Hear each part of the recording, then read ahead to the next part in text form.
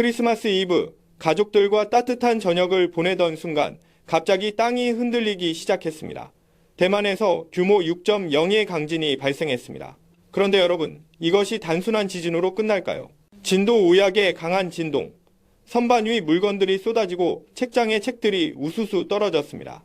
타이베이 시민들은 크리스마스 트리 옆에서 순식간에 책상 아래로 몸을 피해야 했습니다. 지금부터 30초 후 여러분께 이 지진이 왜 한반도와 직접적인 관련이 있는지 충격적인 사실을 알려드리겠습니다. 대만 기상청이 긴급 발표한 내용을 보면 이번 지진의 진원지는 대만 동부 해역입니다. 하지만 진동은 북쪽 타이베이를 넘어 대만 거의 전역으로 퍼져나갔습니다. 고층 건물들이 좌우로 크게 흔들렸고 일부 지역에서는 정전 사태까지 발생했습니다. 그런데 바로 여기 약속드린 중요한 정보입니다. 이 지진 발생 시각과 동시에 한반도 상공에는 강력한 한기가 남하하고 있었습니다. 우연일까요? 기상 전문가들은 지각 변동과 대기 순환 사이의 연관성을 오랫동안 연구해 왔습니다. 특히 환태평양 조산대의 움직임은 동아시아 전체의 기압 배치에 영향을 줄 수 있다는 것이 최근 밝혀지고 있습니다. 잠깐, 여러분은 지금 이런 생각을 하고 계실 겁니다. 그래서 우리나라 날씨가 어떻게 된다는 거지? 정확합니다. 바로 그 질문의 답이 5분 후에 공개됩니다. 절대 놓치지 마세요. 대만에서 규모 6.0 이상의 지진이 발생하면 평균적으로 3일에서 5일 이내에 한반도 주변 기압 배치가 급격히 변합니다. 이것은 지난 10년간의 데이터 분석 결과입니다. 실제로 2019년 4월 대만 동부에서 규모 6.1의 지진이 발생한 지 4일 만에 서울에 폭설이 내렸습니다. 2021년 10월에도 비슷한 패턴이 반복됐습니다. 그렇다면 이번에는 어떨까요? 크리스마스 다음 날부터 강한 한기가 내려온다는 기상청 예보. 혹시 이 지진과 관련이 있는 걸까요? 대기 과학자들은 이렇게 설명합니다. 지각판의 급격한 움직임은 해수면 온도의 미세한 변화를 일으킵니다. 이 변화가 수증기 발생량을 바꾸고 결국 기압 배치를 흔듭니다. 마치 도미노처럼 연쇄 반응이 일어나는 겁니다. 이제 3분이 지났습니다. 가장 중요한 핵심 정보가 곧 나옵니다. 대만 중앙기상국의 실시간 데이터를 보면 이번 지진 이후 여진이 계속되고 있습니다. 규모 4.5에서 5.0 사이의 여진이 벌써 12차례나 발생했습니다. 전문가들이 가장 우려하는 것은 바로 이겁니다. 연속된 지진이 태평양 고기압의 세력을 약화시킬 수 있다는 점입니다. 고기압이 약해지면 어떻게 될까요? 바로 시베리아 고기압이 그 틈을 파고듭니다. 영하 30도, 영하 40도의 극한 한기가 아무런 저항 없이 남하할 수 있는 길이 열리는 겁니다. 올겨울 한파가 유독 심할 것이라는 예측, 이제 그 이유가 명확해집니다. 여러분 잠깐만요. 지금부터 들려드릴 내용은 정말 중요합니다. 스마트폰을 만지지 마시고 집중해주세요.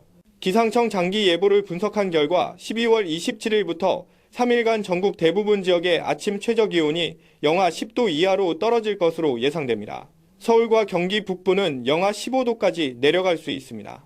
그런데 여기서 끝이 아닙니다. 한파와 함께 강한 바람도 분다는 게 문제입니다. 체감온도는 실제 기온보다 5도에서 10도 더 낮게 느껴질 수 있습니다.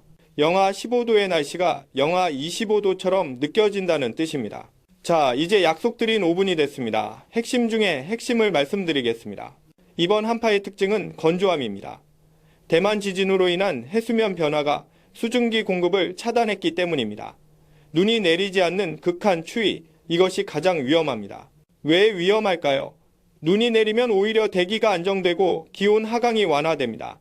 하지만 건조한 한파는 다릅니다. 기온이 급격히 떨어지고 호흡기 질환이 급증하며 화재 위험도 높아집니다. 특히 45세 이상 어르신들께서는 각별히 주의하셔야 합니다. 갑작스러운 추위는 혈관을 수축시킵니다.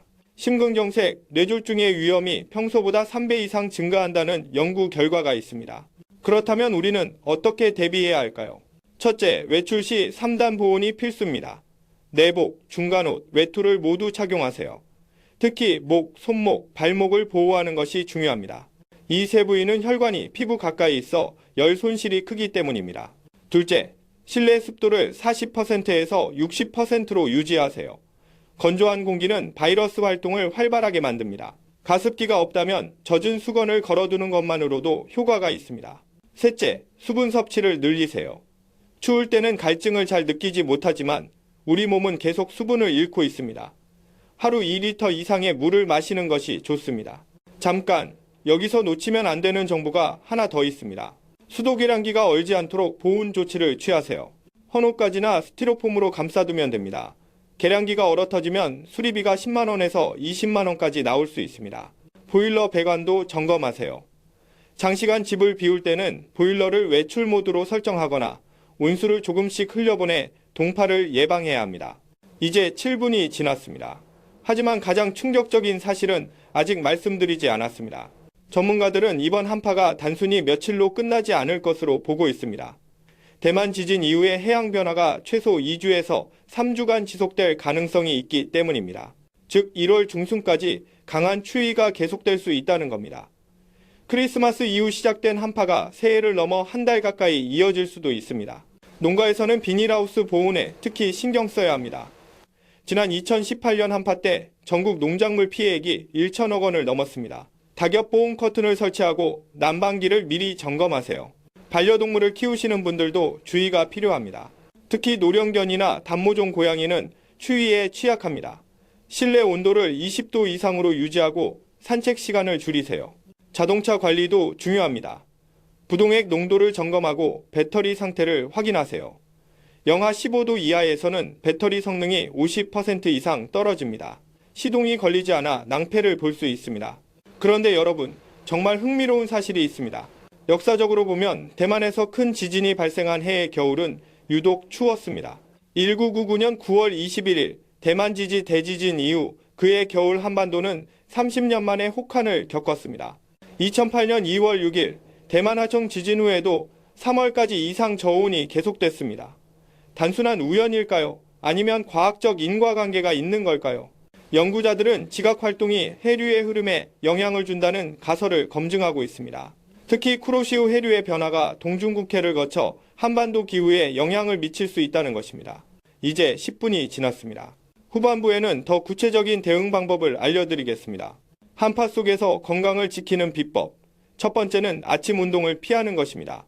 기온이 가장 낮은 오전 6시에서 8시 사이에는 실외 활동을 자제하세요.